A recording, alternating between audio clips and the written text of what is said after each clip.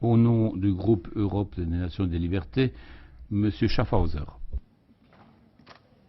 Je voudrais d'abord remercier mes collègues, une fois n'est pas coutume, pour leur pertinence sur l'analyse du Congo et plus particulièrement M. Pittella. C'est un pays que j'aime beaucoup. J'ai moi-même été auprès du vice-président dans la période de transition, Zaïdi Ngoma, et j'ai suivi cette transition en étant un des acteurs.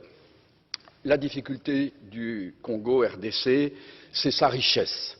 Puis-je rappeler que Laurent Désiré Kabila était allé chercher, on est allé le chercher parce que l'Ouganda et le Rwanda avaient décidé, sur ordre d'une puissance extérieure, je peux donner des précisions, d'envahir le pays.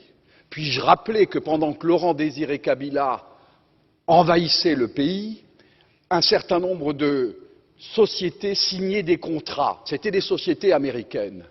Puis-je aussi rappeler que lorsque Laurent Désiré Kabila se retourna en étant un patriote pour son pays, on décida, ici à Bruxelles, j'ai eu l'information, je peux dire de qui, il est décédé depuis, son élimination, et qu'on est allé à Washington chercher également l'ordre, et il fut éliminé 15 jours après. Et puis-je rappeler qu'on est allé chercher alors Joseph Kabila en se disant, ce jeune, on le manipulerait parce qu'il n'était pas il était de nationalité rwandaise et qu'on allait en faire un président.